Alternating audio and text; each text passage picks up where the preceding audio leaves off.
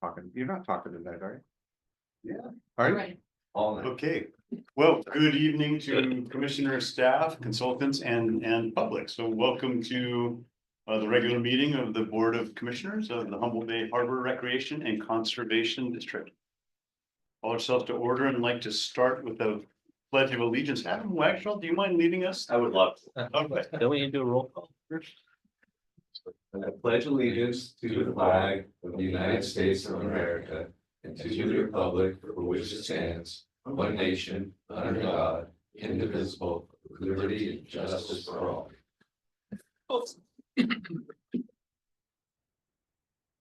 I didn't see in the agenda roll call. Did I miss it? Oh, it's fine. We can do it now. Okay, all right. So we'd like item 6, report on closed session. We're gonna go back to 4 and do the roll call. Oh, sorry, my bad. No problem. Commissioner Norton, Here, present. Commissioner Benson, Here. Commissioner Dale, Here. Commissioner Newman, I'm here. Commissioner Coleman. All right, moving on then to report on closed session. Yeah, no reportable action was taken during closed session. This is the time for public comment. So it's for the general public to comment on any items that are not on today's agenda. Is there anyone from the general public who would like to comment on any items not on this evening's agenda? So step right up to the mic. Yeah, go ahead. Introduce your name and then go on from there. Good afternoon, everyone. My name is Angel Martinez Reyes. I'm here with the Redwood Region Core Hub and also as a resident of Eureka. Sorry, I wasn't able to take a look at the agenda before we started, but my comment is regarding Zoom. I would like to ask the commissioners to please consider opening up public comments via Zoom for a few of our people here. One of you guys, the weather today has been a challenge for a few people, especially people who might not have cars to access these meetings. I think we also have childcare is a big issue out here, specifically for people who have both spouses, but some people are single parents as well. Finding childcare can be an issue, and we have a growing elderly population as well. With my side work, I deal with a lot of people that are also disabled, mobility challenge, and all of those I think present an issue to attending some of these meetings. So I would like to ask the commissioners to please consider opening up comments via Zoom for everybody. It would also increase the amount of people we have attending these meetings. I think I noticed we have about 8 people via Zoom. And you guys have an important job. You guys make important decisions. And I believe greater information, greater opinions will also inform you guys and allow you guys to do a better job deciding what you guys do. So thank you for giving me time, and that's it for me. Thank you. We hear what you're saying and you expect some action very soon. All right. Let's move on to item 8, the consent calendar. I move that we approve the calendar. Second. We have a motion and a second. Any discussion about any items on the consent calendar? I read through it. It looked straight up and accurate to me. And any revisions? Is that something that we bring to the public as well? No. Okay. Then let's take a vote on approving the consent calendar. Do I lead that or? No, you can lead that. Okay, I don't think we need a roll call vote this, so all in favor say aye. Aye. Opposed? None, abstentions, none, consent calendar passes. Let's move on to communications reports and correspondence received. Nothing formal, but I do want to note that the Humboldt Amateur Radio Club often uses Woodley Island for their events. They recently utilized Woodley Island. They sent a nice thank you note in recognizing our Marina Manager Corey Moores and the maintenance staff for readying the site and being available to them when they were on site, as well as the cleanup process. So I do want to recognize staff and their abilities. This is not an uncommon thing to receive. This was a very meaningful note because these folks really utilize every year now more than once a year our site. So it's nice to see that staff's building a rapport with the users of the island. So just a really positive note to recognize their efforts. Thank you. They will be our line of communication at some point. Has there been any other correspondence received? Nope. Okay, so let's move on to executive director's report. Okay. Nicholson, you have the floor. Happy to report. So it is busy. I'm going to give you some highlights of some of the things. It's It is busy right now. So recently, Rob and I were able to go down to the Port of Long Beach to attend the State of the Port. Executive Director or CEO Mario Cordero gave a insightful overview of all the activities that are happening down there. We were invited down there to be a part of something significant, which is the ceremonial signing of the MOU that we have between the Port of Long Beach, State Lands Commission, and the Port of Humboldt Bay. A little bit more on that in just a moment, but I want to recognize Suzanne Plezia and Rob Homeland and the State Lands Commission staff who worked on this. I was involved in some of it, worked with them, and I can tell you that it was a very tireless effort to bring forward the language. You're familiar with it. It's become before your commission, the commission, and you guys have approved of it. But it was a nice ceremonial recognition, and there's still a very positive movement as a result of that. As well, we were able to get a tour of the port with Suzanne, their senior engineer, and it was great to be down there. Recurring communications with the governor's office, senior advisor to offshore wind, of course, Jenna Gagnon. Jen and I talk weekly about wind and our port, our grants, and some of the initiatives within the state to move offshore wind energy and also the port improvements on. Harbor Safety Committee, I want to let everyone know there was a strong U.S. Coast Guard presence at our harbor safety. That is quite significant. People are really realizing that Humboldt is a very unique place. We get a great deal of support, but the San Francisco Alameda region was up here and attended in great numbers our Harbor Safety Committee. So we kind of are the envy of others right now because of that. So we're very grateful for that. As well, we welcomed a new bar pilot, Andrew Manning. Andrew Manning has been a trainee to become a bar pilot. As everyone knows, we are challenged at getting bar pilots in Humboldt Bay. So Andrew was found worthy to receive his license, has met all the requirements, and we have now issued his license. So once he becomes a member of the Humboldt Bar Pilots Association, which is a private association, he can then fully operate as a bar pilot in Humboldt Bay. Right now, he's operating under the direction of our existing pilots, but he is handling ships in and out of here with bar pilot John Powell. So very happy for Andrew.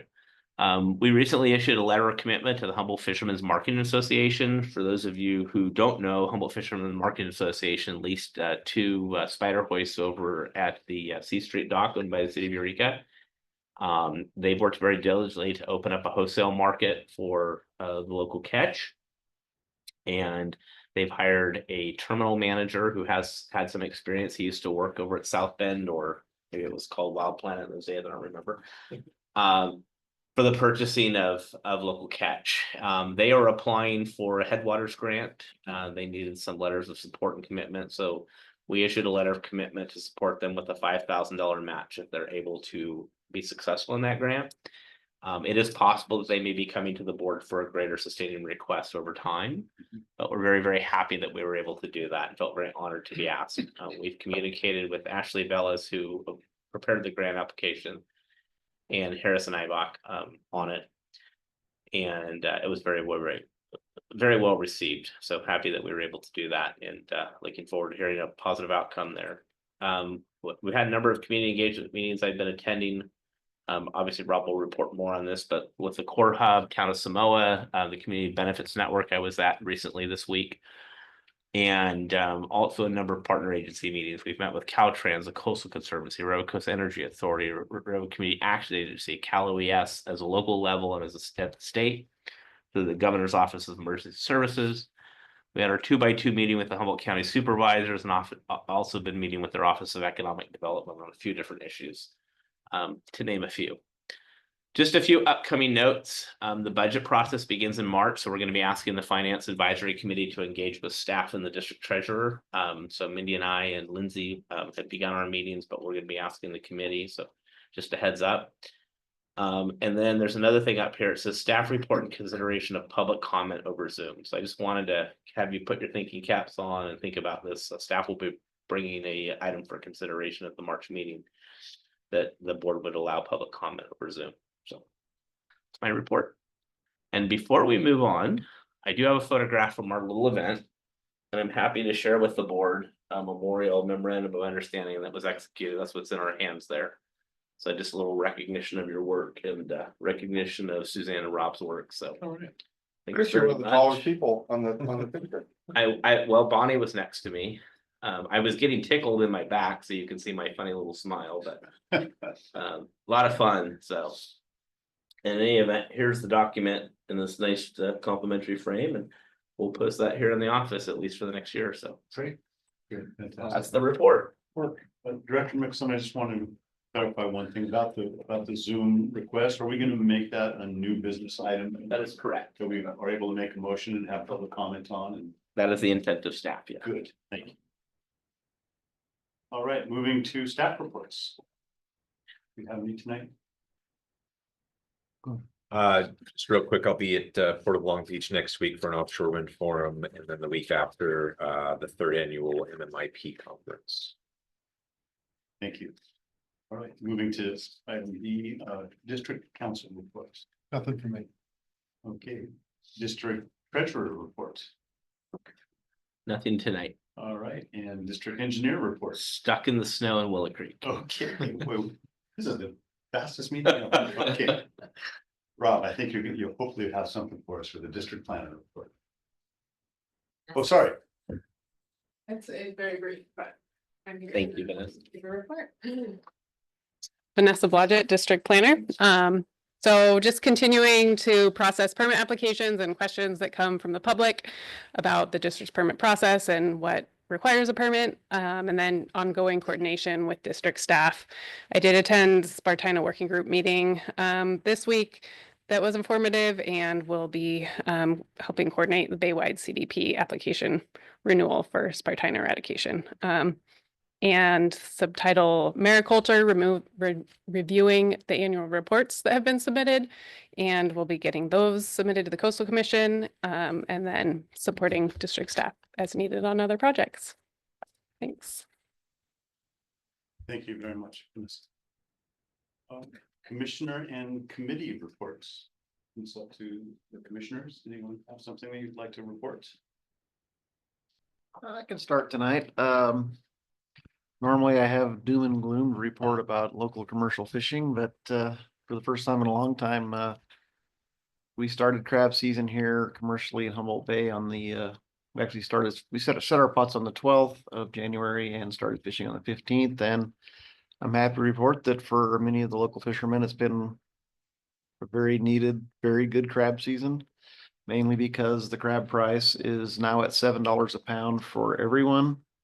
It started at $5.75 and was retroactively paid to all fishermen up to $6.25 for the first day, with the exception of one company.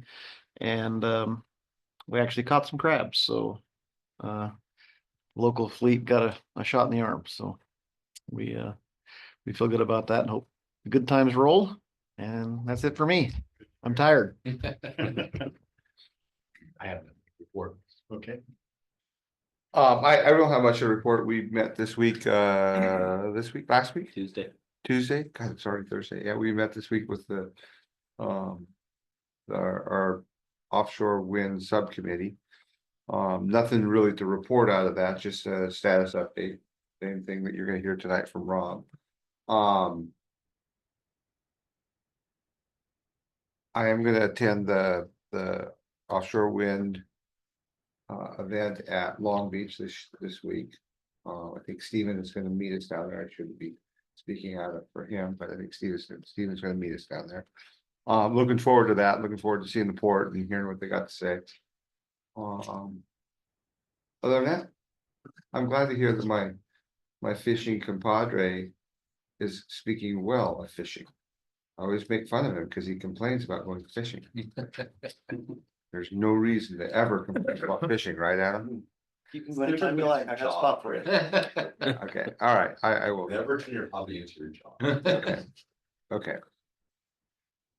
All right, my one report is that I did go to the Women's Club along with Commissioner Coleman, or President Coleman, and Chris Mickelson and Rob, to attend the Samoa Advisory Steering Committee meeting for the report, and heard a lot of incredible, really good feedback from the community. The community is really super informed and wanting to be more informed, and there were some new people as well. So folks who really have a lot of understanding and information and directives. and others who are just getting to know the harbor district and what offshore wind might be. And so it's good. We're still recruiting. And Rob, you did an excellent job as always. Thank you. Great. Okay, so let me see. Next is moving to item 10, unfinished business. We're going to receive the status update regarding the Humboldt Bay offshore wind heavy lift marine terminal project. Turn it over to Rob. All right, thank you, Mr. Chair. Just a reminder, you can go to our website over Harbor Port on the homepage. Click on this project and you can access a lot of information about the project, including all of these technical studies. I think there's 50 some on there, so they're all available for public review, with more being updated regularly. Getting a lot of questions lately about update regarding federal funding. Status quo so far, no changes there. We continue to coordinate with our federal agencies. I can answer more questions about that if you'd like.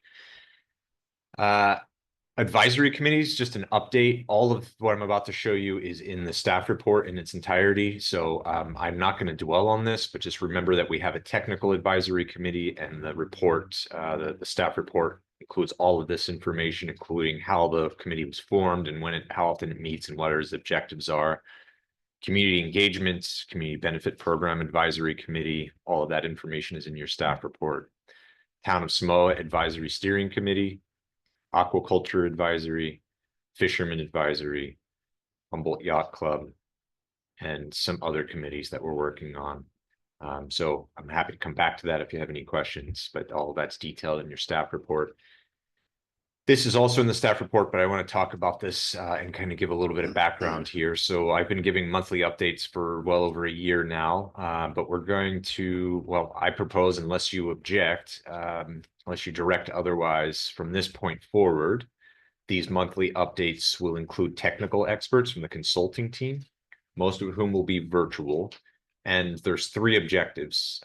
So one is just to inform the board about specific technical components of the project. We're at a point now where we're ready to really get into the technical details. 2, introduce you to some of the technical specialists working on the project. And then 3, prepare you for the upcoming CEQA decisions that will be before you in early 2026 by providing discrete monthly thematic presentations.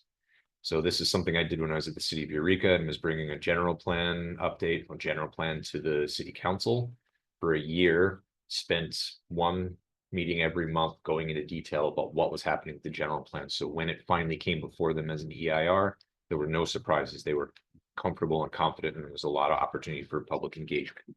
So that is really, I think, the most important thing. If you look up this cabinet up here, there's 2 binders up there. That's over 1,000 pages of the Nordic EIR.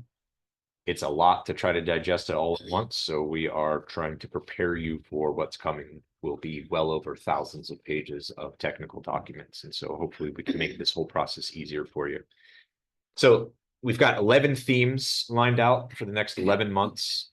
It's approximately 50 topics, 44 individual speakers. So this month, I'll show you a schedule update. Shane Phillips is our lead engineer on the project, and he'll be presenting virtually about the general site plan and the state of the design. Adam will be presenting on general permitting strategy.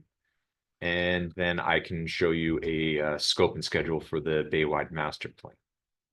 So the March theme next month is planned and budgeted project amenities. So there's the speakers and some of the topics. And then our April theme is the marine theme, and Shelley is a spectacular speaker, but she's unavailable in April, so she's going to go a little bit out of theme and come to our March meeting. April is the marine theme. A lot of high end speakers there. Those topics. Just point out that's 5, 10, 15, 20, 25, 30 minutes of presentations. So just be aware of what you're signing up for and provide us with direction if you'd like to go differently.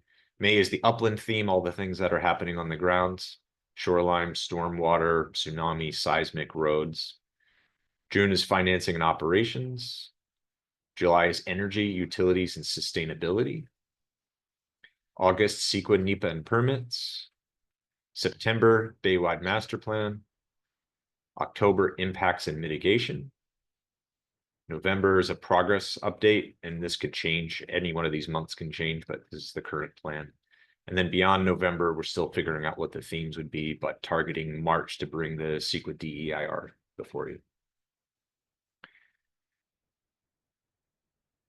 So I did this a little out of sequence. So we'll do just an explanation of what's happening with the Baywide Master Plan, which is all part of this project, and then have Shane and Adam present. So Baywide Master Plan has several chapters. That was very popular with the federal administration when we submitted the grant application. It is less favorable, less popular now, but that is part of our project. Port development needs and demand assessment on the west coast of the US. So in the big picture, on the west coast of the US, what is the future of offshore going to look like? Then green terminal planning and policy assessment for our Pacific project and how that can apply throughout the rest of the bay. Environmental mitigation impact opportunity assessment baywide. Stakeholder input, which I'll tell you more about in a moment in the details. Development scenarios, which I'll show you more about that. And then strategic planning for supply chain and workforce capacity. So stakeholders here are all the stakeholders that the consulting team is scoped to meet with.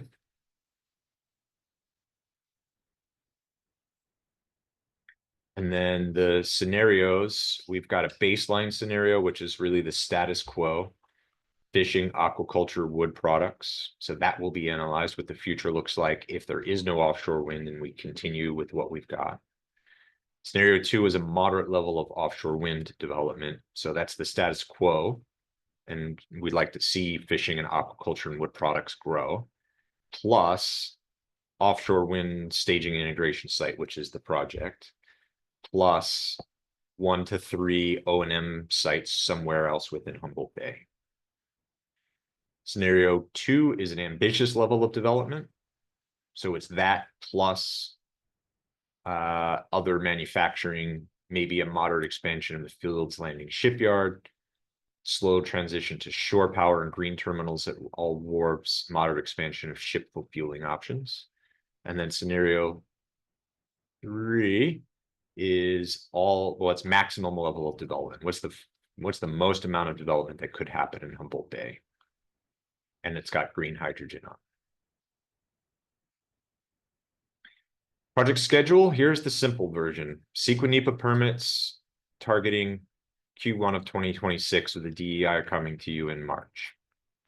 Mitigation construction could begin in 26 or 27. Phase 1 project construction could begin in 27 or 28.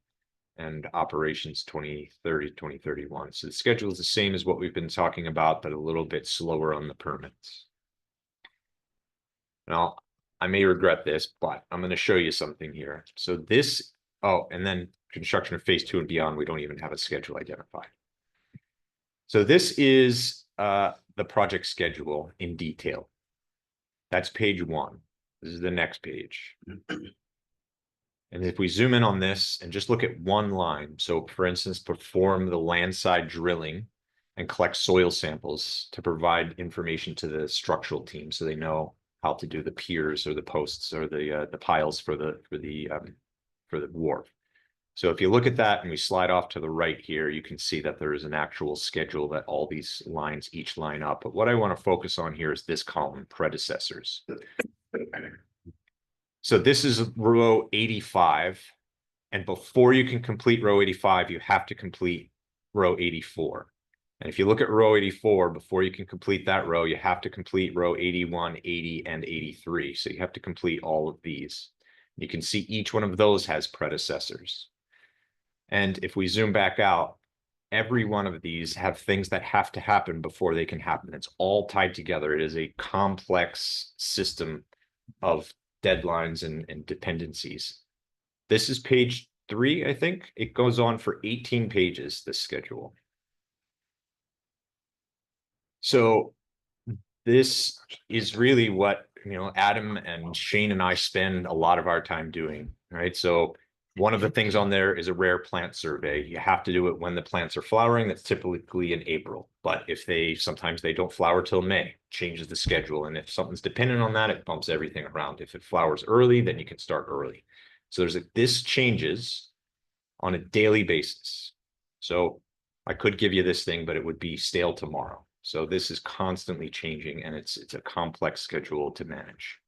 So it's a $12 million multi-phase, multi-specialty project. All right, so the simple version of the schedule is here, and Thank you. We'll keep you updated. Yeah. Like that one better. And then just remember, next month is these guest speakers, unless you direct otherwise. And off to Shane. So Shane, I downloaded your presentation and stuck it in here. If you've made changes, we can switch to you sharing screen.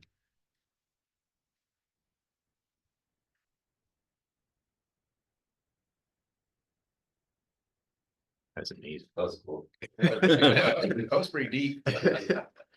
That's that cascading effect you've been talking I about. really like it. Okay, It was you fun. hear me now? Yes. Oh, you gave me access. Very good. Should be able to see me too. Either way, Rob, I have it up here too, whatever would be more seamless, whether you want to show it there or I can share my screen. Your call. I think I'll Okay. just advance it if you want. But if you'd rather do it, you let me know. If I was you, I'd advance my own slides, but I don't. I'm not seeing anything on my end. There we go. Now I can see. All right.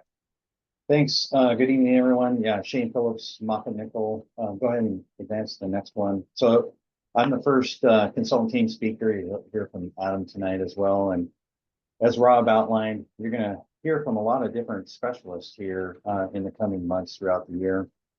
On the left is a good representation of, who our broader team is. And we are very intentional about pulling together the wide range of specialists that we're going to need to execute the work. We had the luxury of having supported the Harbor District on the phase one. And then so that helped better inform some of those specialty services that we're going to need in this phase. Included in there is a lot of local firms that many of you are familiar with, SHN, GHD, HC Harvey, others. But we also have some out of town firms that have very highly specialized services. So over on the right is a summary of just a short list of some of those professionals and specializations are.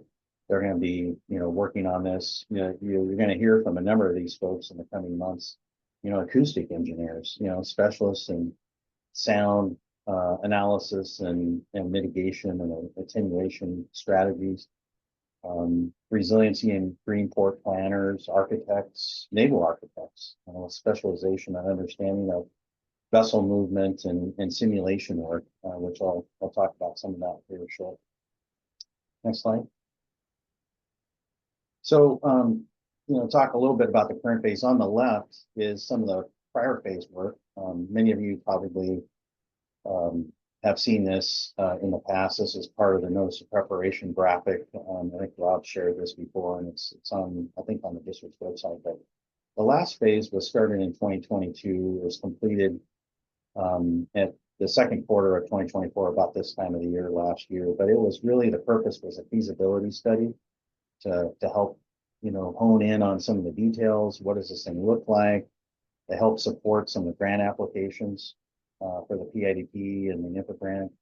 Then the 15% design was advanced a bit more beyond that feasibility study. There's a bunch of supporting special studies and things like that as well. But really it led to that notice of preparation and a public meeting on that to solicit some input and initiating the EIR process in the future. So then over on the right is an update. It's not anything final yet, but it's a bit of a refinement of what was on the left. As you can see, there's not a whole lot of changes to that. There's still two wharves, one to the north, that's on the right side, and one to the left. There's still some wet storage. This phase, we're focused on more of the preliminary design. So it's taken it from that 15% level design to a 30% But there's a continuation of those special studies. And again, I'll talk some examples of those tonight, but that's a really important part of this design development, is to really get in and evaluate a lot of these different aspects that then will help inform the design and its data collection. But at the end, that Adam will be talking about is, you know, a draft EIR document and then permit application. So that's something we got started on late last year, currently up and going and really hitting full stride right now. And that's why you're going to start to see more of these updates from the consultant team as Rob laid out, and with a completion in that first part of 2026. Next slide. So the first example is a pretty color graphic there. This is some hydrodynamic analysis. So it's part of a coastal engineering analysis special study. The focus of this is looking at, you know, a combination of things. Tidal currents, that's what's shown. You know, the red is higher current speeds, and then the cooler colors, the blues and greens are lower velocities. And this is showing an infilling. But then, you know, with this, we're able to look at sedimentation, morphologic changes.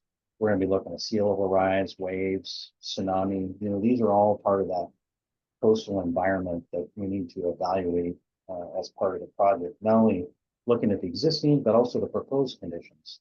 Again, helping that design refinement. So this helps in not only supporting that design refinement, but as part of the environmental documentation and evaluation. Next slide. So another one is navigation assessment. This is a marine transport dependent industry, very large devices, a lot of cargo vessels that come in to offload for the vertical integration of these offshore wind turbines. And then you can see a graphic there on the right in the middle that's kind of superimposed from another similar project outside of the United States. But you know what we need to do in this phase, it's going to be a multi-step process. And the first step, we're just up and going on that right now. And that's going to be a tow-out simulation. And that's going to be working with our desktop simulator. That's shown in the bottom left. And so we're able to travel with that. So we're going to have a team of our specialists come out to help do that work closely with the bar pilots, tug captains, to help in that first step evaluate what the tow-out scenarios are going to look like. And then that will help inform subsequent steps. A future step later in the year would be a full bridge simulator, like the MITEG's facility that the bar pilots currently have used in the past. Next slide. Civil engineering, another one. A couple points to make here is that historic use in the bottom left, as you all know, Redwood Terminal, timber products base, pulp mill, sawmill, log yard. You know, that was a specific purpose and use for many years. So all the utilities, the gas, you know, stormwater, sewer, roads coming in and out, even rail that no longer exists there, service-wise. That was all for that specific purpose. So we were retuning all that for offshore wind and as a multi-use terminal shown on the bottom right. So there's a lot of work in reviewing all that, and you know where the existing easements and right-of-way encumbrances, that's all being reviewed. So that's Common Street, Moffett Nickel, GHD. Next slide. Electrical engineering. So the intent here is to electrify the terminal to the maximum extent possible. Bottom right shows some of the equipment that's part of the operations, whether it's a crane, you know, a cargo vessel for shore power, various forklifts and other yard equipment. You know, that's intended to be all electrified. So working with the Shots Energy Center and Moffett Nickel's electrical team, we're working really closely at what are the upgrade requirements. How do we connect into the substation? How do we distribute that power on the site with a phased development plan? Rob mentioned a green port initiative, a green terminal initiative. We're going to be including that, as well as resiliency for, you know, backup power systems and things like that. Next slide. There's a community trail aspect of this too that would be along the perimeter of the project site, kind of in the north-south direction along the old rail line. So we're having close coordination with GRTA and other stakeholders, outlining what those design requirements are, and to build a trail along that portion. But also along there, as I mentioned, in the civil engineering part is in some areas, we're gonna need to co-locate some utilities. There's stormwater that needs to get addressed that might be coming offsite and through that corridor. There's gonna be security fencing along the boundary as well, so that's gonna require a lot of close coordination with them, and then as part of our design team, so PhDs.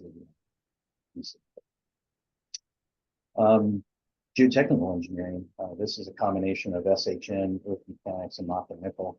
This is a big factor because we're, repurposing the site. We're gonna do some modifications at the berths to be able to bring the deep drop vessels in. But we're taking a close look at, what those soil conditions are for not only stability of the high loads, but for seismic stability as well, and long-term viability to ensure that we don't get settlement on the site. So there's a team looking at that. Rob mentioned, in the schedule, one of the things he pointed out was drilling well. Well, that's what this ties into is in order to finish some of this analysis, we have to do that data collection work first to validate some of these analyses. So brings me to the end, next steps. So continued periodic briefings to commission on these specialized topics. So stay tuned for more details. It'll get a little more into detail than what I talked about tonight. This is just kind of a flavor at a higher level. Continued support to the district on stakeholder engagement and these special studies. Some of these were examples of special studies we're working on. We're going to continue to work on those and finalize those to support our design and environmental documentation. And then at the end of this is the development of that preferred alternative and our 30% design. And that's it.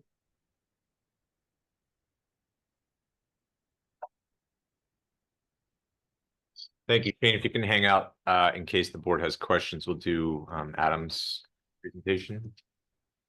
And then open for questions. Here, you'll need this. Oh, great. Mhm. Maybe it's the other one.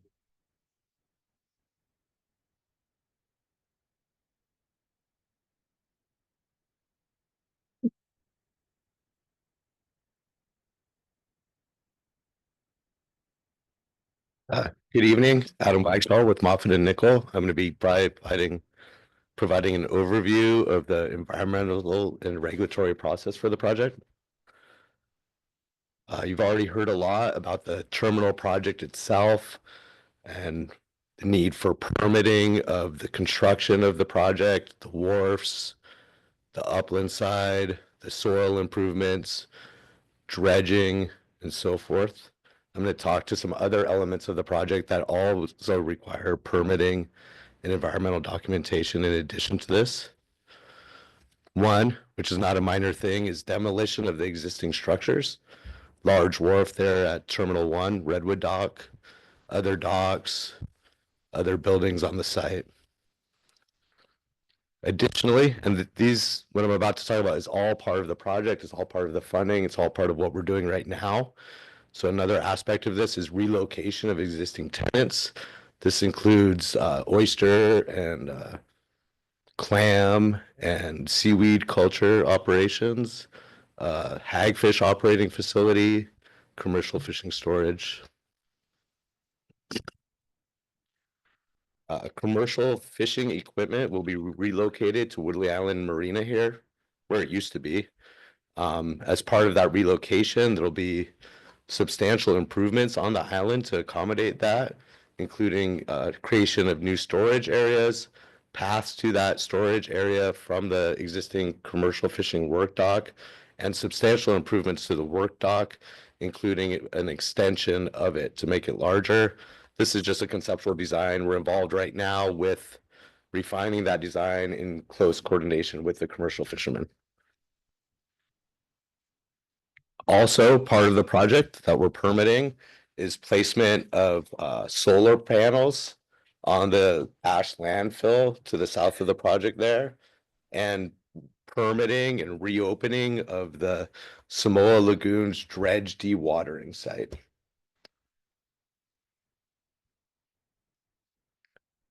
The project will have biological impacts that will require compensatory mitigation. essentially habitat restoration, land acquisition for habitat restoration to mitigate or offset, if you will, those biological impacts. On the left column here, those are the types of biological resources impact. And I want to speak briefly to the programs that we're working on to do the mitigation. So for eelgrass, a lot of you guys know this, but there's an existing program that the Harbor District is partnered with Caltrans, which will restore eelgrass habitat both in South Bay and near the terminal site. And it's its own project. It'll also mitigate for Caltrans project impacts to eelgrass and other impacts as well. Freshwater wetland impacts will be mitigated on site and at an off-site habitat restoration project. We're still working through details of where that will occur and what that will specifically consist of. Environmentally sensitive habitat areas, ESHAs, will be mitigated for impacts will be mitigated for on-site and off-site. Bay fill, that'll be piles, new piles going to the bay, armoring of dredge slopes, conversion of intertidal to subtidal habitat as a result of dredging, in-water construction noise and turbidity from dredging, from pile driving and so forth, and particularly hydraulic dredging, which requires permits for impacts to longfin smelt from the state. Those will be mitigated for offsite. Osprey nests will require relocation, similar to what Nordic did. Bats will be excluded from buildings prior to demolition of those buildings to avoid impacts, and impacts to nests of bird species listed under the Migratory Bird Treaty Act will be avoided. All these activities will require different levels of California Environmental Quality Act, National Environmental Policy Act, documentation and permitting, of course. What this is showing, and this is subject to change, but this is our current strategy on this, is that the terminal project, the solar arrays being permitted on the landfill, the dredge dewatering lagoons, and an area where on-site habitat restoration for mitigation will occur, those will all be part of the same CEQA and NEPA document and the same permitting effort all together. The Woodley Island work doc will similarly be part of the same CEQA and NEPA document. However, at least for the Coastal Commission permitting, the permitting will be separate.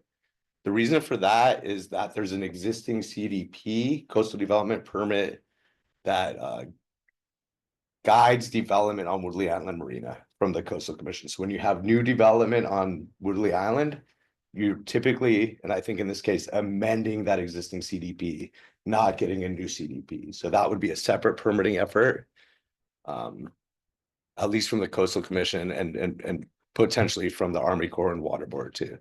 I discussed the eelgrass mitigation program a little bit, that because that's this larger bay-wide effort with other partners. It's kind of a standalone project that has its own environmental documentation and permitting. The offsite biological mitigation, we'd still really like to wrap that into the same environmental documentation and permitting as the terminal project, but we'll just have to see how timing unfolds on that. It could have some delay, and we wouldn't want it to essentially slow down the terminal project permitting. And then the mariculture tenant relocation, that will all be separate because you guys are familiar with the mariculture pre-permitting project, but through that project, the Harbor District holds existing permits. There's a CEQA document for those operations, and those sites are leased to private operators. So as part of that relocation, those permits will be amended. The CEQA document, the EIR, will have an addendum or a supplemental EIR, but rather than doing new permitting as with the terminal project, it'll be amendments to existing documents. Some of the details on this, so for CEQA, it'll be an environmental impact report. This is sort of the most complicated or highest tier of CEQA document there is. You, the Humboldt Bay Harbor District, are the lead agency for that under CEQA.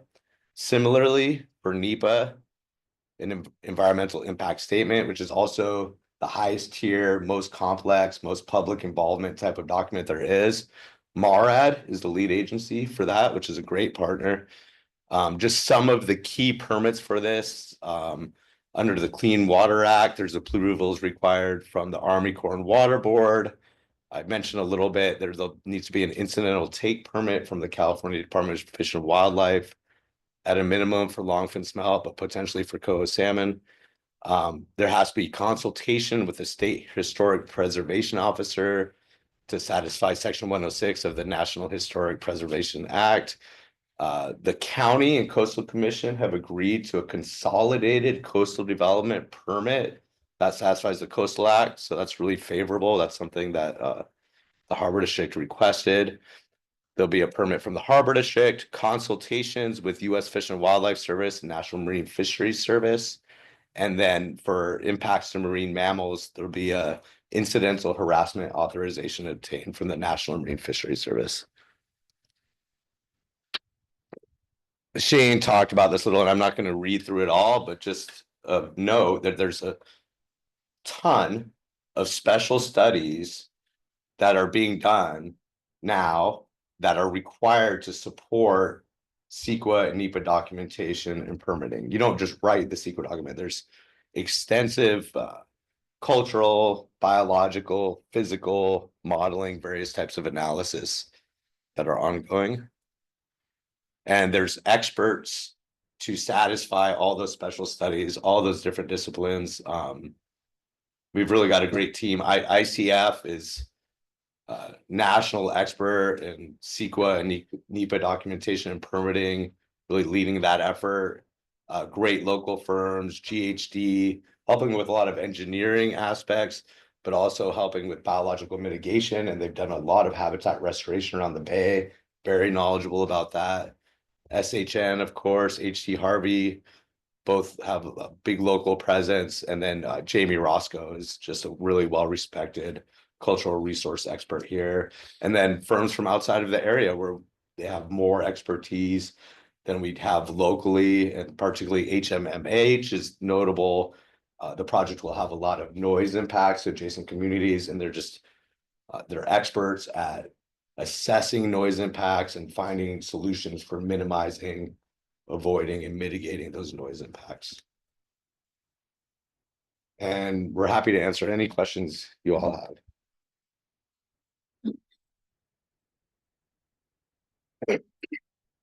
Yeah, sure. I guess I'll start off, and I'll start with the first question for Shane, if Shane is still on there. So Shane, you were talking about multi-use trail, and I was just curious, is that rail with trail or rail to trail? Both. Both. Okay. Yeah, there's a section of it, like I think to the post office north, which is trail with rail, and then south of there doesn't need to be banked because there's no need from it. And this is through consultation with Timber Heritage Association. That could still be changed, but that's the current strategy on that. And then Adam, for my question for you is, in that whole array of permits, and there's a lot of them, you're not afraid of any of those. I know you're a long-term professional, but which one could be the most difficult to obtain? Why? Oh, well, Coastal Commission is just a difficult agency to get through the process with. I find a lot of topics come up that surprise us, frankly. We can't always anticipate everything that's going to be coming our way from Coastal Commission, and it just inevitably takes a lot of time to get through that process. The other part of it is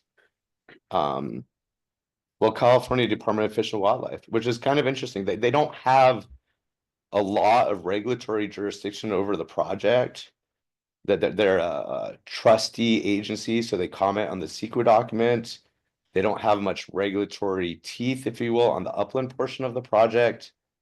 But because of California Endangered Species Act listing of longfin smelt and coho salmon are also listed, they have a there needs to be a incidental take permit under the California Endangered Species Act, which requires what the law says is full mitigation, which is interpretable, but in our experience and experience from Nordic aqua farms, they require a lot of mitigation. And so, you know, determining the level of impacts to the state listed species, calculating what a reasonable or figuring out what fully mitigating actually means, and then negotiating that with DFW and coming up with the adequate mitigation to deliver to satisfy that, I see as a fun challenge. Other commissioners' questions? Yeah, I had one about I was just kind of concerned about the Greenport, I guess, goal. And I know that the Blue Lake Ranchery had written a good portion of that or what have you, and partnered with some other folks. But, you know, one thing I had asked them was that, you know, is the solar grid or solar array, how much energy is that going to provide? And I don't know if I ever got an answer about that. And just my sense of being around a little bit of solar power and stuff, that it lacks longevity with batteries, stored power, and the recharge and those sorts of things. And that's why I have suggested to them, and it was after they published the document, though, because there was new developments about green hydrogen and the use of that, and whether or not, you know, maybe we ought to be including or planning some use of for green hydrogen, particularly for tugboats and such, that they use. They're a little bit more powerful. They last much longer than a battery powered vehicle or whatever. So Yeah, I just don't know if that's something that we're getting to so kind of far into the design, and we're missing out a critical source of power. yeah, good questions. I believe it's next month that we'll be talking in more depth about the Greenport planning. I can tell you we've been working on and starting to really get heavy into that part of planning for the Greenport aspects. I don't think anything is off the table, including hydrogen storage. I think what that plan will ultimately look like is that on day one, the technology simply doesn't exist for everything to be electrified. Someday it may. And on day one, there's not going to be enough solar or hydrogen storage to power everything. So it'll essentially start off as green as possible with current technological constraints and so forth, and then plan towards, as technologies come online and different resources become available, to become more renewable energy based. And Greenport relates to a lot of things other than just energy, right? But to have more and more of those facets. And I think the resolution that you guys approved is a great foundation for all that to work towards. But I think we're really careful not to set false expectations on it, that from day one everything is electrified, powered by a solar array, because it's not, that's not practical, right? It's somewhere in between. So I'll add to that. You asked how much solar. Our grant has $10 million for solar. So however much $10 million can buy us, and the project design is looking right now like 2.5 megawatts. And then, just to be totally direct with you, I don't think we're going to have hydrogen in the project. It's not in there now. It would be a massive change to add it. Big storage tanks. It's a complicated thing. We can amend our permits in the future.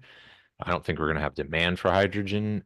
The budget to plan for it, let alone build it, and I don't that we would even have demand for it on site. initially, right? Right. That- Maybe that's 20 hopefully years my in. point. Yeah, maybe, yeah, maybe 10 years in. Yeah. But right at first in phase one, Right. it's not in the plan. But I think the strategy we're writing For the big will master plan, project on Yes. possibility that, yeah, but not from the get-go.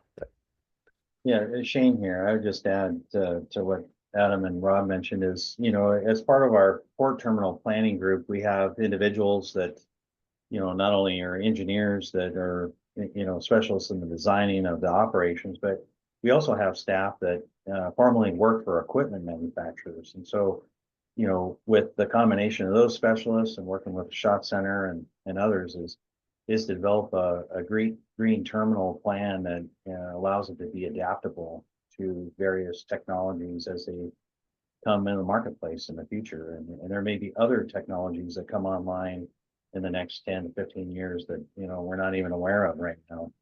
So, but I think, and as for the solar, as Rod mentioned, there's a certain amount that can be developed, but I think the plan would be is that, PG&E's got a program for green power purchasing. And so what can't be generated on site, and that really was the intent to develop all the renewable on site, is that would be supplemented with purchasing renewable power from the grid. And then what can be produced, on site or nearby would just, be a value add to it.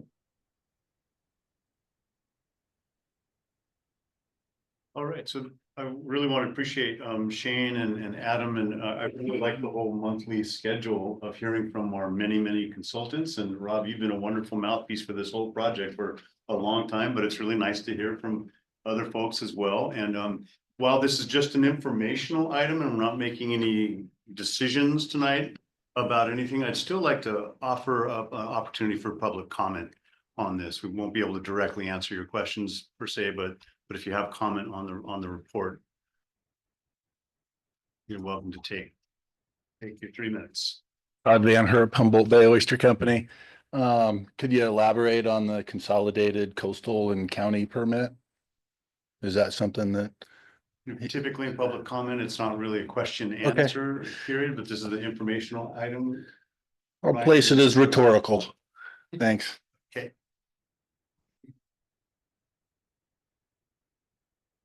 Any other public comment on that?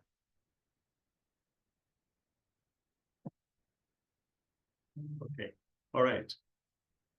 Well, I think what I'd like to say about this is I was really pleased to see 9 committees. I mean, since this board passed, the community outreach and engagement and communication plan, I mean, to see 9 committees up and running and fully engaged is just right on track with where we wanted to see staff go. So thank you. And thanks to all the people who are serving on these committees from our community. It's really quite inspiring. Actually, we need that level of communication to go on. So I think it's 130 people total. 130. Fantastic.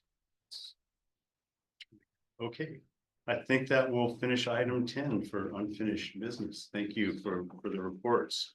And new business is the Spartina Life Cycle presentation by yours truly. So I've never presented in these orders, and I think I want to switch to this. This is going to work at that distance. Do I have to sit over there? Is that the best option here?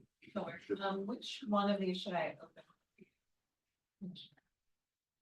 It is it's a little too small. Let me just get up to it. Let's go. Goodness. Go with this one right here. Oh no, this one, the bottom one. Yeah.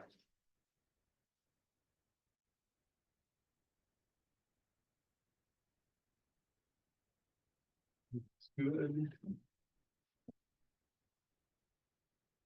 Good, look in the mouses. That will move for me. Okay, fantastic. Well, I was really pleased to hear Vanessa Blodgett come up and talk to us that the Bayside CDP, Baywide CDP for Spartina is underway, and the Spartina Steering Committee is meeting. This presentation that I want to give tonight was for the commissioners, just to get a general better understanding of Spartina, what its origins are. I'll be speaking about it sort of on the whole Pacific coast and then zoom in to Humboldt Bay. This isn't an update on all the Spartina projects in the Bay. So it's not an update on some of our contractual work. However, it's just to give us sort of, basic understanding, and you're welcome to ask questions as I go.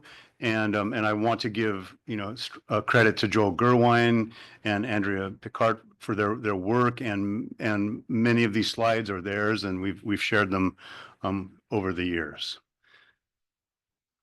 All right, so the Harbor District, as we all know, is engaged in Spartina work, with Redwood Community Action Agency and the Wiyot Tribe and Caltrans.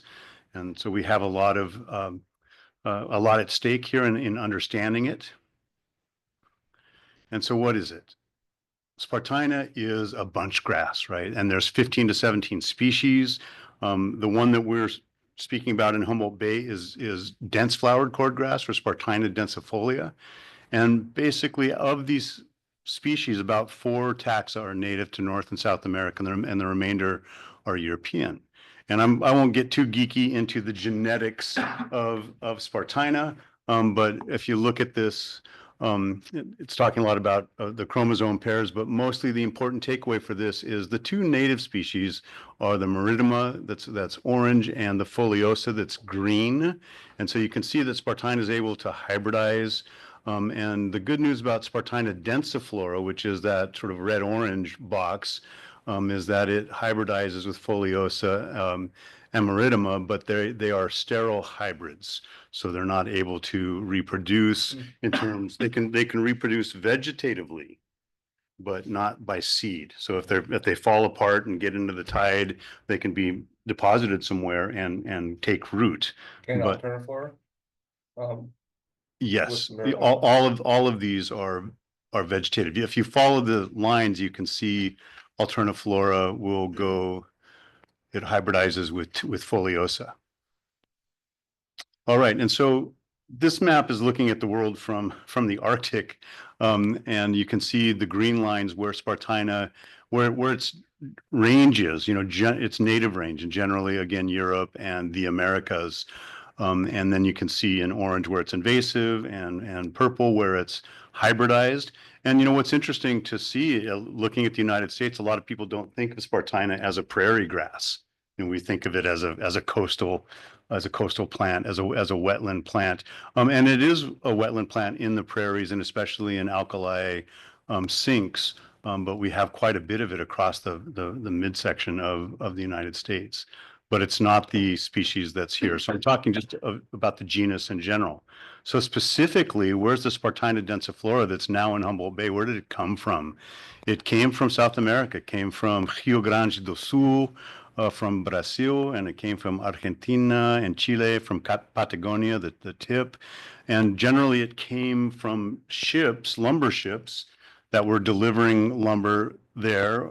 And then they would be loaded with either ballast rock or ballast water to come back into Humboldt Bay. And then they would offload that ballast rock on the shores of Humboldt Bay, and it contained, or sometimes the bilge water, and it contained Spartina seed.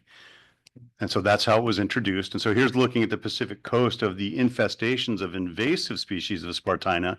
And if you come up into Humboldt Bay, let me see, this moves oddly because I guess I need a piece of paper and it'll go better. Okay, here's Humboldt Bay. And so these 3 squares is Humboldt Bay, Mad River, and Eel River. And so you can see that's all densiflora, and it's also moved down to the bay.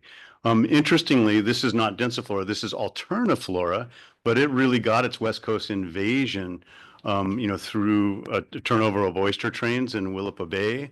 And believe it or not, and this isn't to point fingers way back in time, but the U.S. Army Corps intentionally introduced alterniflora. They didn't know it was alterniflora. They thought it was Foliosa. So go to your botany classes. Be sure to really look at stuff, because you don't want to be that person who makes that mistake by giving the wrong species that look very much alike when you hold them side by side. But unless you really know how to pull the seeds apart and find out where the superior ovary is or the ants, you really have to be able to look at it, know it well. And so just looking at characteristics of successful invaders, a lot of these fit Spartina: the climatic tolerance, the absence of competitors and natural enemies in the habitat. Spartina densiflora in Humboldt Bay, it's not here because of disturbed conditions primarily, and it's really not occupying an unoccupied niche. So some of these characteristics don't really fit the profile of the Spartina densiflora. It's not really an ecosystem engineer in Humboldt Bay. It's fairly sediment neutral. but it does respond rapidly to resource availability and has a high reproductive ability, grows fast, high seed production and dispersal. There's nothing much for it to hybridize with here, but it does spread clonally. It's not something that was brought in because it was perceived as being beneficial, like ice plant or the Ammophila on the dunes. It's a mistake. Now, so partially unoccupied niche. This is again alterniflora. So it's not the densiflora that we have here. And this is a very cartoon figure in terms of its vertical projection. But what it's really trying to show you is that Spartina, or that as particularly the alterniflora, was able to occupy the mudflat before the eelgrass. So this is this unoccupied niche. And then there's this belief through some studies that were done in Southern Europe off the coast of France, that because of the density and height of Spartina, that it accretes sediment at some incredibly high rate that isn't normal for other marshes, and is kind of an ecosystem engineer and can raise the marsh plane very quickly. That is not true at all, not even a little bit, with Spartina densiflora in Humboldt Bay, but it has been proven in other places. So some naysayers that we have in the community around Spartina, not removing Spartina because it helps raise the marsh plains, is based on studies of a different species of Spartina in a different part of the world. It's really not true here. In fact, Spartina grows in Humboldt Bay at low marsh, middle marsh, and high marsh that's already occupied with a whole suite of species. So it's not looking for an unoccupied niche. It tolerates this very wide range of biotic and abiotic habitats. And it spreads clonally. So, you know, these are cut so you can really see that it's a bunch grass that spreads out in circles. And this is both densiflora and alterniflora. And densiflora can grow either alongside or within vegetation, or start to spread into mudflats, whereas alterniflora is mostly spreads out onto mudflats. Now, here's the native habitat of Spartina densiflora. This is down in Patagonia. This looks nothing like Humboldt Bay. So it has competitors here, and the climate, it's Patagonia, it's South America's Alaska. It freezes, the wind is cold, it's icy. There are native goats that eat it. You know, there are other microbes that chew at it, at its roots. And look at how rocky it is. There's just not a lot of soil fertility and resource for it. So it keeps it from going crazy. I mean, this is a particularly dense stand for Patagonia, whereas Humboldt Bay is probably the most welcoming environment on the planet. You know, 255 days between 50 degrees and 65 degrees, it doesn't freeze, and the bay mud is quite fertile. Here's densiflora up on the Vancouver Island shore. Also, it doesn't do as well because there's not as much resource for it. And here it is coming into the mudflats in Humboldt Bay. All right, so I just want to give you some of the background on some of the studies that have been done on Spartina. And so a drift card study was done where in 3 and 4 different seasons, drift cards, some thousands of drift cards, were let go at the mouth of Humboldt Bay. And where do those go? And the whole purpose for this Spartina drift card study was if somebody on a beach in Willapa Bay or Grays Harbor, or even as far as Alaska, look at that, finds one of these on the shore, they call you and say, hey, I found your card.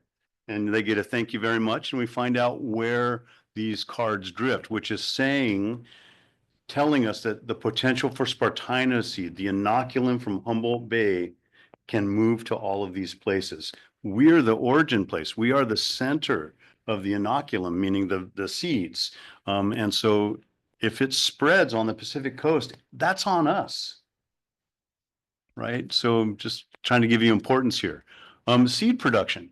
Spartina densiflora has about 2,000 viable seeds. This is Davenport and Picard. And I mean, up into the 115 million seeds per hectare. And the seeds stay viable for 2 years. That was really important information for us, so that when you're removing it, you know at the seed bank how long that will last. And there's physical and ecological impacts. And conversion of mudflats to marsh is something that Spartina densiflora didn't start doing till a little bit more recently. It really stayed in the low, middle, and high marsh, but it's really more and more by the decade is moving down into mudflats. The changes in tidal inundation, flooding, and sedimentation are pretty minor in Humboldt Bay. Very work by Jen Curtis and others. It's really hard. I won't say it's negligible, but it's so small that it's hardly noticeable. The ecological impacts, however, are very high and very studied and very marked. And I'll have a slide on each of these, so I won't read that whole list. So engineering ability. So does this species make better conditions for itself? Does it change the ecosystem in terms of sediment? No. Densiflora is not like the angelica that you see here. You know, in this slide, you can see how different species of Spartina can either create depressions, kind of stay neutral with the topography, create domes, or even create mushrooms, and you can see it out there. So some Spartina does accrete sediment or hold it better. The Spartina densiflora really stays with the existing topography. It neither builds up nor degrades. So it doesn't accrete or degrade. So these other things that other species of Spartina can do isn't applicable here. This is still alterniflora, and this is in the East Bay over by Milpitas. And so this is showing alterniflora growing in the flood control marsh channel. So getting up into the secondary and tertiary slough network around San Francisco Bay, and you can see it chokes it up and sediment does accrete. And what that does results in is retrogression of channels. So in the pre-Spartina, you have primary, secondary, and tertiary slough networks. We've had studies around here that have shown 66 miles of it in Fay Slough. I mean, that's how dense the slough network can be around Humboldt Bay. And you can see by these maps that slowly through this retrogression, simplifying the channel networks and accreting sediment, that some of these tertiary network has just sort of fallen away. The secondary network is truncated and the channels are aggraded. So there's more sediment in it. Then looking at the animals, basically, the small stuff that live in the soil, in the salt marshes, the surface feeders start to reduce. So, amphipods and polychaetes and bivalves. This is San Francisco Bay, this particular study, and I'll show you Humboldt Bay in a second. And San Francisco has alterniflora. Yes. If we don't. Right. So this is just sort of what the genus of Spartina, can do to surface feeders. Really reducing forage for shorebirds and fish, and also a shift from algal grazers to detritus feeders, which is a big change as well.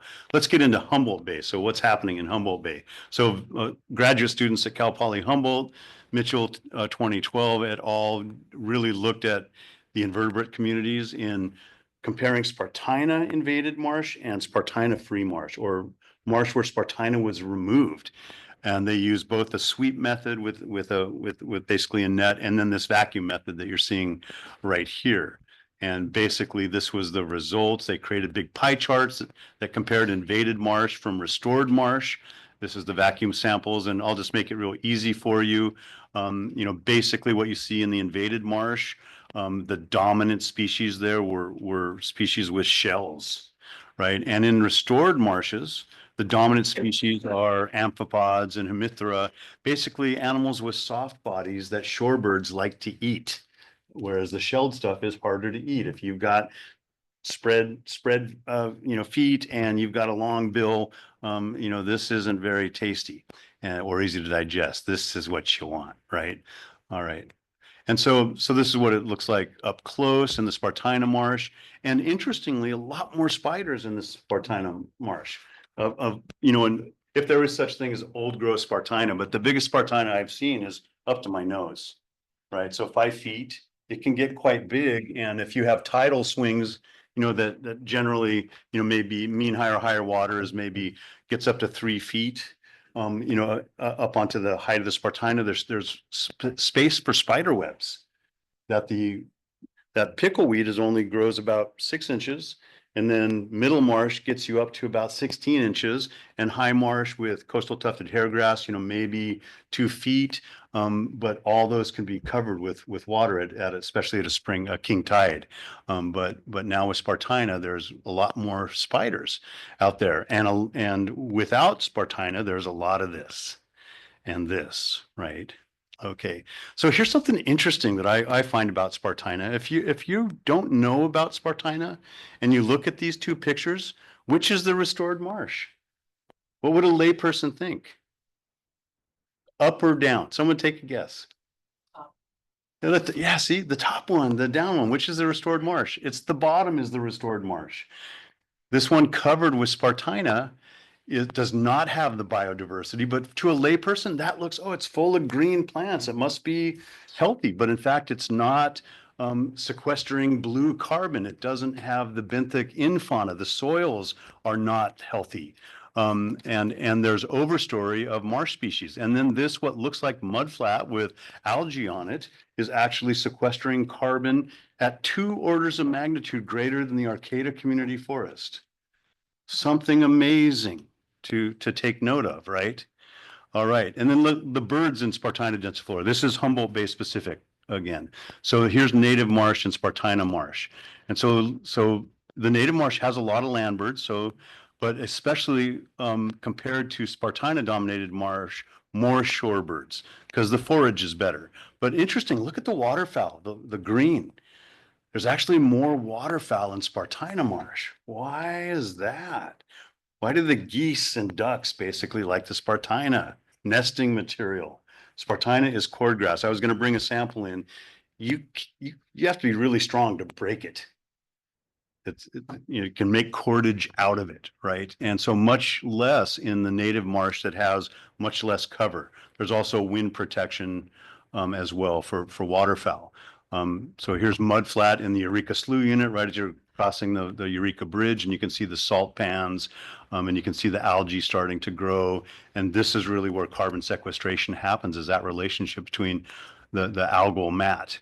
And then competitive exclusion. So if it looks like a wheat field in the marsh, like short wheat, it's Spartina. And that's almost 100%, competitive exclusion of other plants. Spartina has completely taken it over. A lot of our marshes look like that. However, it took a long time to get here. Remember, Spartina came 1870s, 1880s. It wasn't a problem. We didn't even notice it for 100 years, right? So what changed in the 1980s that made it really tip into really becoming dominant? Well, if we look at any of the graphs of climate change, it's totally about that. And the ocean being 1 degree warmer around here. It's, kind of incredible. All right, here's some work by Annie Eicher, and here's Spartina right here, and it shows, here's elevations, tidal elevations. So basically, salt marsh happens generally between about 6 and 8 feet. And Spartina is down there about 6.25 all the way up to 7.5. So it's ubiquitous. But I can tell you, being a practitioner and a Spartina remover for a decade, I have seen Spartina down at 5 feet, and I've seen it up to 10 feet. And sometimes there's a reason for that. Like when I saw it at 10 feet, it's because dredged materials that had salty soil was put in the uplands. And so Spartina was able to compete up there. All right. But look what happens when you remove Spartina. Here's the Mad River Slough unit for U.S. Fish and Wildlife.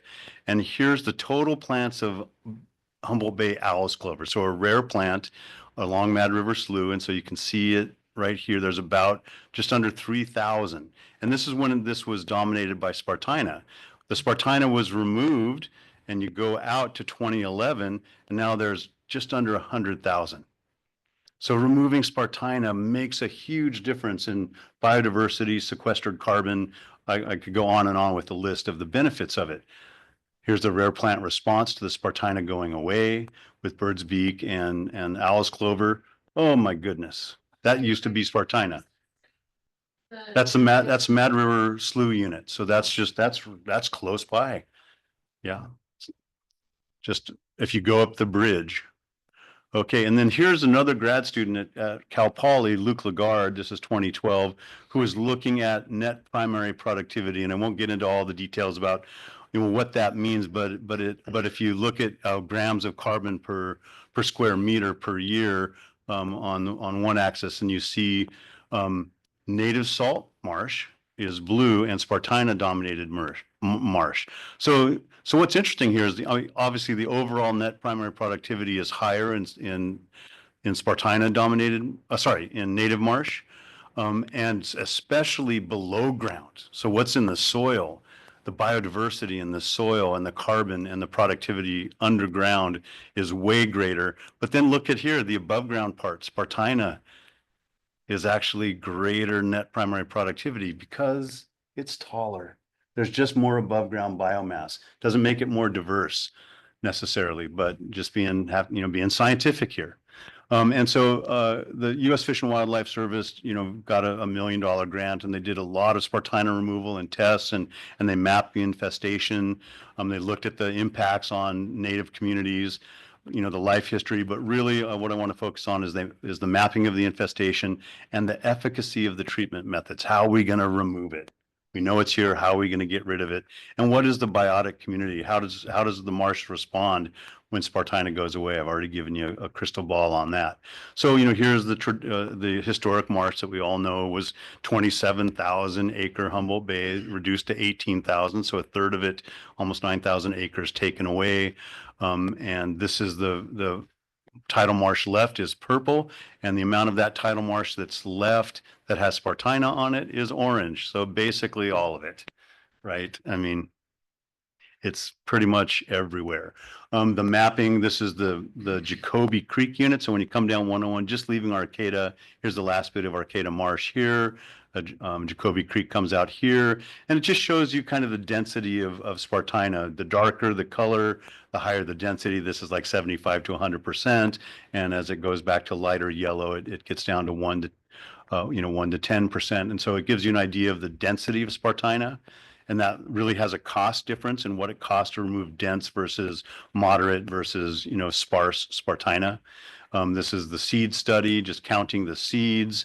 And interestingly, like looking at all the South Spit, Woodley Island, Elk River, Mad River, and Jacoby, Spartina seed isn't equal every place on the ground. This isn't counting the plants and the seeds on the plant, it's the seeds on the ground. And so it means some seeds are coming in from other places and depositing too. So the sink for Spartina seed appears to be Jacoby Creek. All right, and then Spartina is growing mostly in the middle marsh. That's the take home here. That's where it dominates. It doesn't mean that it's not in the low marsh or in the high marsh. And that's what this looks like here. Okay, and so here's what people came to believe about Spartina. It's already everywhere it's going to get. Where else can it go? We were wrong in making that assumption, right? It's not static. It's very dynamic, and it's still moving. It's getting into more and more places. So look at 1985. Here's High Marsh. And you can see this is Spartina, just these few little bunch grasses you see. So extra sparse. Here's 2002. So there's, just under 20 years. Here's another sequence, low marsh expansion. So look at this low marsh, doesn't have any Spartina. You see it at the middle and high marsh. 1984, 2001, 2008. This is what our bay looks like now, pretty much, unless Spartina has been removed. That's what most of it looks like in the fringing salt marsh. All right, and now it's, getting onto the mudflats. There's the South Spit, here's the Eel River Estuary, here's North Spit, Humboldt Bay, Mad River Estuary, and so on. Okay, so efficacy of treatment methods. So these are all the methods that were chosen in the programmatic EIR for Spartina removal. Management, includes Mad River, and Eel River, and Humboldt Bay, and that's what Vanessa Blodgett's working on with the CDP for Spartina. And that EIR, programmatic EIR, includes all of these methodologies. And so they've all been tested for efficacy, not all of them to the nth degree, but some notion. So here's mowing followed by tilling using a Marshmaster, right? So that's an aquatic tractor that has a power takeoff that you can put any kind of farm implement on, and so it can be mowed. And it's a very poor swimmer, but you can either pull this by boat or those tracks move. If it's a slack tide and you don't have in or outgoing tide, it can get itself someplace very slowly. But it's if there's any tide, it's not a good swimmer. You gotta tow it, right? All right. And access is so challenging for doing Spartina removal.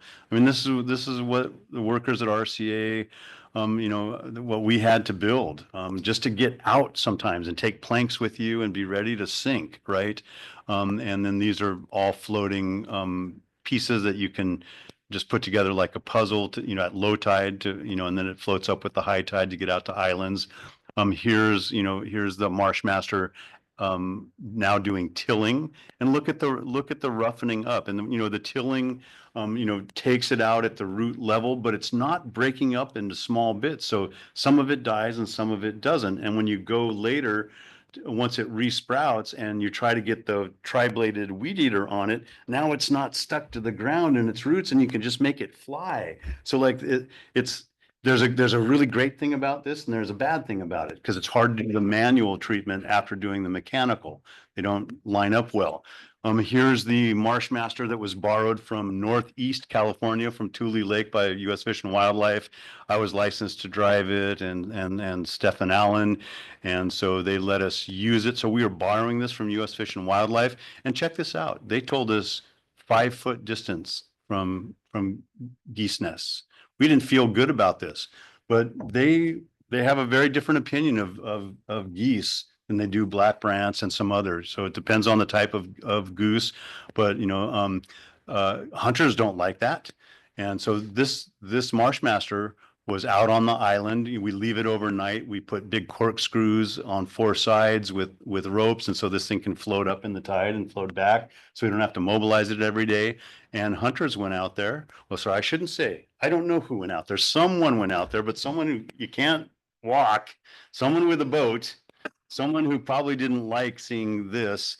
And look what they did. I started it up and boom. So this is just talks about how we really have to have public communication. We have to, people have to understand what's going on. Hey, you farming out there? What are you going to grow? That's what it looks like with the Marshmaster. Here's some other mechanical control. We started with just a corded weed eater, just with a string. Spartina is just too hard. I mean, it didn't work that well. It did work, but you have to do this 4 times a year for 3 years, and then you can finally kill the rhizome. Then it switched to the metal bladed brush cutter, trying a saw blade. And then reversing the direction of the metal blade seemed to work better. And then it finally evolved into a tri-blade. And so this is still top mowing. The tri-blade does something different, starts the grind method where you use a weed eater for something it's not meant for, as an excavation tool. And they break a lot of mechanical work. And so, here's the changes of treating it just with top mowing. It works, but it takes a long time, right? There was mowing and raking tried, burning haystacks. And that's in the dry season. In the wet season, you'd put it on these tarps and drag it from the marshes up into the uplands and try to load it into trucks. And you normally can't get heavy equipment on the marshes. They just sink. But there are a few places where you can do this kind of a thing. It's generally not the rule. And a lot of shovel removal. This is down in Marin County, but it was the best photo I had. And out at McDaniel Slough by Arcata, we tarped it and covered it. I learned that this doesn't compost. Spartina doesn't compost. 3 years covered with 6 mil plastic. It never composted. It died, but it didn't break down. I expected little piles of soil. I thought, oh, nice. We can call those hummocks, for wildlife. No. Just doesn't. The lignin cellulose ratio is just too high. This is the algal mat stage once you remove Spartina. So boom, here's that carbon sequestration right there happening. And the pickleweed comes up. Wow. But remember, 2-year seed bank. Bam, here's all the baby Spartina. More dense than the stuff you took out, right? It comes back like that, and it comes back around March. And when it's that little, when it's only an inch tall and the roots are only 1/2 inch in the ground, you can still burn it. If you wait till May, it's too late. Then you got to mechanically remove it again. So you've got this tiny window to do this. Blanch those seedlings. Because if you burn Spartina when it's older, it just burns the above ground biomass, doesn't affect the rhizome at all, and it just resprouts. Okay, this is what it looks like removing Spartina, getting down to pickleweed, and then finally, you know, a year later, saltgrass moved in with the pickleweed. So it works to remove it. Revegetation was tried. Do we, you know, after we remove it, should we do active revegetation? And the answer to that is no. I mean, look at this, the survivorship of the plugs, that's what's planted here, not just single plants. It's a whole, it's actually what you go is you go at golf courses, they have the perfect golf course hole. You get that machine, and that's what you take plugs of salt marsh plants. And there might be 2 or 3 species per plug. And it's got all the infauna, the benthics, the stuff in the soil. You plant that and look at that. Wow, huge survival rates, 97 to 100% survival. That's nice, but do you need it? What happens when you don't do it? Pickleweed comes back almost immediately. Saltgrass much slower. But, you know, but what was learned is that with the grind method, replanting is often, active revegetation is not always necessary. The marshes come back by themselves. And here's a good example at Butcher Slough in the Arcata Marsh. Here's removing Spartina with the grind technique. The roots only go down about 4 inches. So you just create this kind of extra large divot where each plant was. And then this is what it looks like when it's all removed. And what I want you to note though here is that a big concern about Spartina is what happens, how much sediment does removing it generate? Because it's a lot of disturbance, right? But think about this from an erosion sediment control point of view. This is my point of view, and I've argued this to the when I was very engaged with this. This is basically taking down Spartina in lifts, and here's a Spartina face, and you're ejecting it to the right. So all the chaff goes to the right. That's not unlike breaking a straw bale and putting mulch on the ground. Then you grind the root system and you cover it with soil. Right? So the very act of removing Spartina is creating a best management practice, in my opinion, for erosion and sediment control. And remember, water doesn't flow by this like a river at velocity. It's a bathtub that fills up and comes down. So there's not a lot of sediment movement. Anyway, Spartina removed. Here it is after removal, just a month. Here's just 3 months. This is not Spartina resprouting. These are native plants coming back. And here is 11 months out, Carex lingbii. Happy as a clam. But guess what? If you don't treat it every year, it comes back 5 to 10% per year. And if you go to this place right now, it's reinvaded with Spartina because City of Arcata left it alone for 5 years. All right. Let me just talk. I'm almost just patience for everybody. Late. Spartina controlling sediment. I just want to speak to this. I think it's very misunderstood because that's one of the issues. One of the removal of Spartina instead of Spartina. And I just feel like we can't see the forest for the trees in this. And so, you know, just looking at Humboldt Bay watershed, Bay, you know, Humboldt Bay. When you think about watersheds, I mean, there's Elk River coming and freshwater you can do to Kirby Creek. You know, it's rainy season. Just think of water. Blue to green to it's pretty blue right now. And the rivers turn brown because of a lot of rain, a lot of sedimentation, right? There's mainly a river. And I feel like we just use the value and things like the river systems, and they're not at all. The bay turns brown, goes from blue to green to brown with wind fetch and waves. It stirs up the bay. The whole bottom of the bay is mud. It's like saying sand saltating to build dunes is erosion. When it's sand moving in the way it's designed to move up on dunes to make them taller and wider over time. Sand, you know, our bay has sediments, and the majority of the bay bottom is not eelgrass, and it is not this tiny fringe of salt marsh we have around the bay, it's bay mud with sluice systems. That's what the bay is made out of. And it whips up whenever it gets windy. And then the wind direction tends to be out of the northwest, so you can already see it, right here. This is where salt marsh is eroding, is where the northwest wind pounds waves into it. And even when it's not rainy, and it's not a stormy time, you can see just the little bit of breeze and the waves lapping at the windward side. That's where they're eroding. And then on the leeward side, they're not. They're depositing sediment. So these are just super basic rules of thumb about sediment.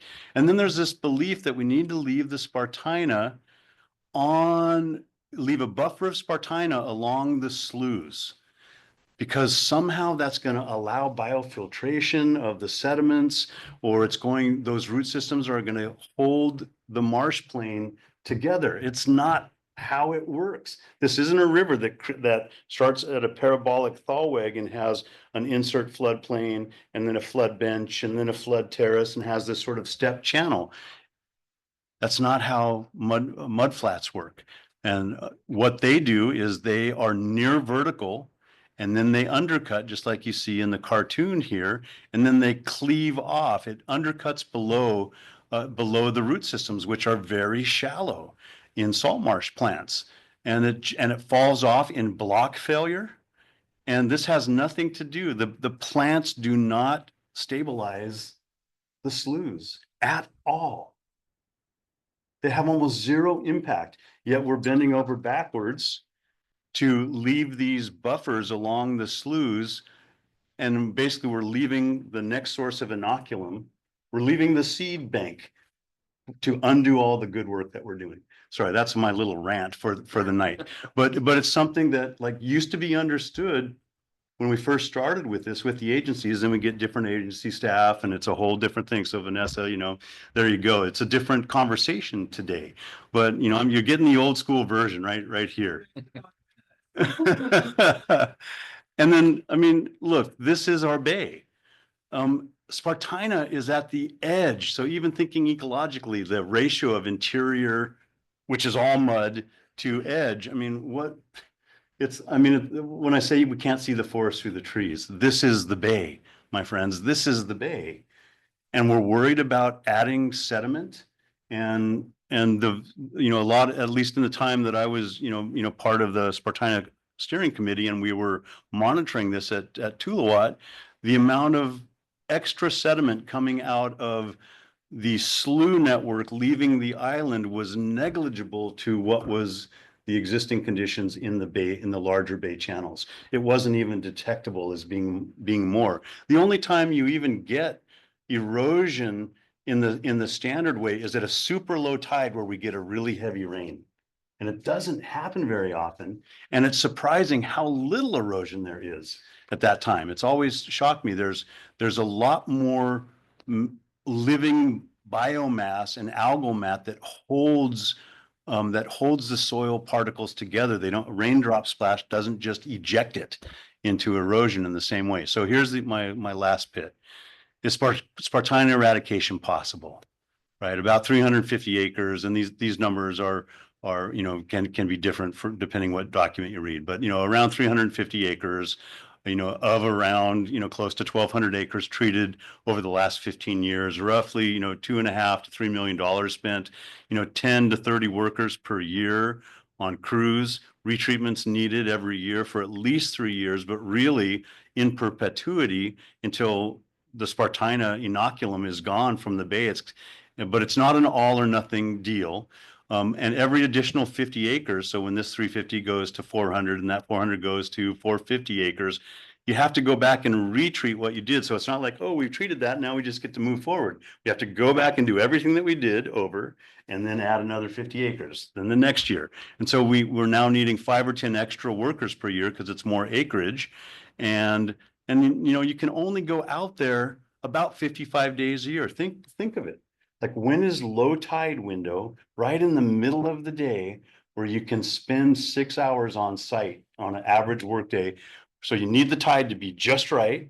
And it can't be raining because you're dealing with two-stroke engines that don't take in a lot of rain, right? With these brush cutters, right? So it ends up being this very short amount of time that it's actually possible to treat, right? And so you have to add workers every year. So your own success increases your workforce. And so real eradication is somewhere in that 50 to 80 million dollars. This is very back to the napkin, and I was happy Rob did it too. We did it separately and came up with something in this range. So 50 is a good number to remember. You know, even, you know, like 50 million, you know, 50 workers, but as you get to, you know, when you get to 700 or 800 acres that you're having to retreat, now you're getting close to 100 workers, and this could take 40 to 50 years. So is it possible? You know, it's improbable, but that said, selective control is absolutely possible. You know, so the U.S. Fish and Wildlife, who are managing for ecosystem biodiversity, it's worth it to them to do it. Maybe Baywide is a little bit pie in the sky. I wish it weren't, but I'm just being honest here, folks. But selective control, Tulawatt, could be controlled in the near term and midterm. And what if we don't do it? I mean, then we're just guaranteeing reduction in both plant and animal biodiversity, less blue carbon sequestration, you know, lowering of climate change resilience, loss of restoration jobs. I mean, and the list goes on. This is just my short list. And just let's just look at carbon sequestration, long-term rates. Here's salt marshes right at the top, 210, the rate of carbon per meter squared, 210. That's higher than any ecosystem on the planet. I mean, if we're worried about climate change, here's the bang for the buck: is salt marshes. They sequester more carbon and they hold it longer. Look at something like the Arcata Community Forest, which is about 2.1, actually, talking to Mark Andre. 2.1, so 2 orders of magnitude greater. Just the difference between what can be sequestered behind Cal Poly Humboldt and what can be sequestered in the marsh. So there's our bang for the buck. That's, you know, this is my like pep talk on why we should remove Spartina. All right. Thanks for all your attention. That was a lot to take in, and it kept you all away from your loved ones a little too long, but I could take questions on this presentation. No questions for me, but good job. Very informative. Learned a lot. And I got the hat. This is the most expensive hat I ever bought. $190,000 for a used Marshmaster. Got a grant to finally buy one. By the way, the US Fish and Wildlife one, oh my God. When the engine got packed with sand and mud by somebody who didn't like what was being done or didn't understand what was being done out there. You know, there was nobody local who knew how to fix it. We had to send it to New Orleans, to Louisiana, where they know how to fix every kind of marsh buggy ever. So that was $9,000 for the transport, $11,000 for the repair. So $20,000 later, hat in hand. You know, do your parents ever tell you when you borrow something, give it back better? Oh, boy. That was bad news. That was really the most embarrassing thing. I didn't charge you for a tow job. And then finally, I was able to get the money through a grant to buy it and share. And the idea then was to share use of it among agencies, but it seems like RCA is just keeping it pretty much to themselves helping. But Greg, I have a quick question. I have 2 of them. what's that? I have 2 of them now. Yeah, right. I was gonna say, Quick question, Craig. Why do you think the regulatory agencies are less and less favorable to Spartina removal serving as mitigation for types of projects, to the point where it's not even really worth asking anymore? I don't fully understand it. I mean, I think it's obvious through Luc Lagarde's work. I mean, I'm looking for a grant right now to actually measure the carbon sequestration of Spartina really specifically, like really get the scientific number, not these sort of order of magnitude numbers that I've showed you. I really want to do the science and have the ability to do that. I think having that's going to really help with continuing to use Spartina as mitigation. Obviously, from this presentation, you can see the benefits of it.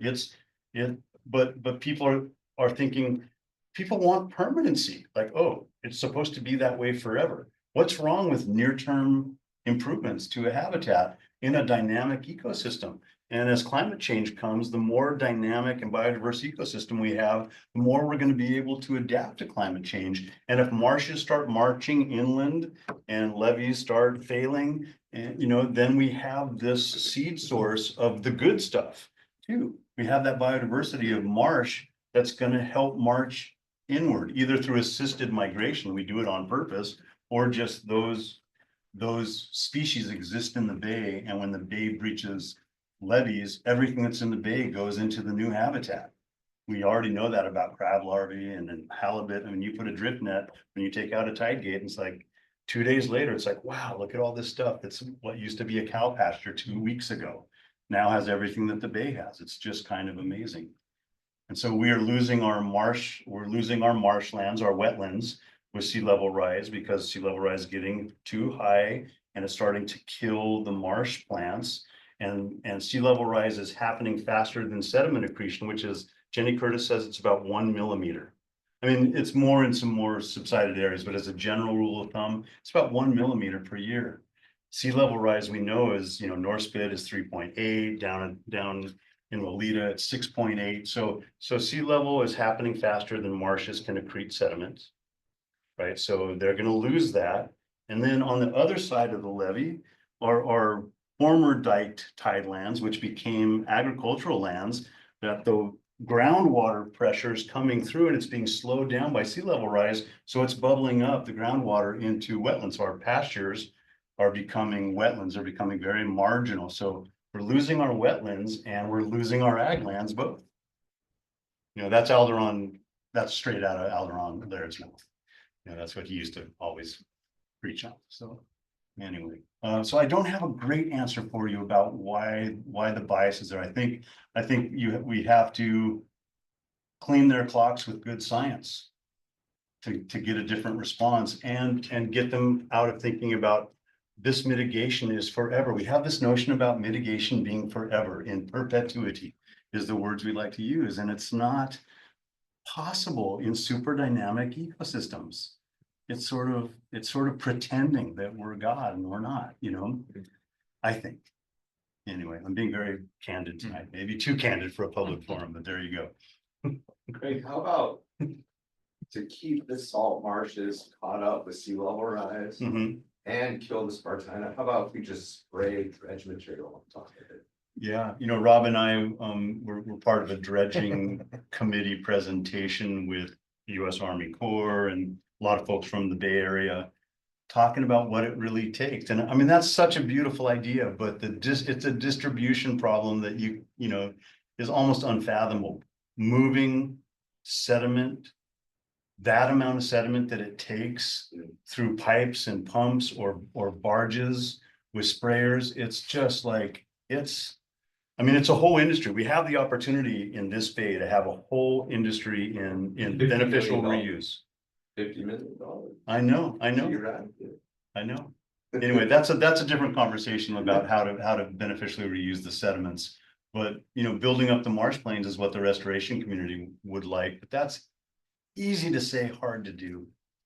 It's complicated to do that. Yeah. Is there anything that eats this, like goats, livestock? It's been tried, especially in the Eel River. Cows will not touch it, even if they're starving, but goats will, but it's not, you got to tether them right to it and give them nothing else. And we have, and really there doesn't seem to be microbes or insects. And the whole idea of IPM, while I love it and it sort of feels like deep ecology, when you really read the literature, it's like, yes, it worked on this little pilot test spot. And to really introduce a species to an entire ecosystem, there's always some unintended consequences, and we have to be really careful with that.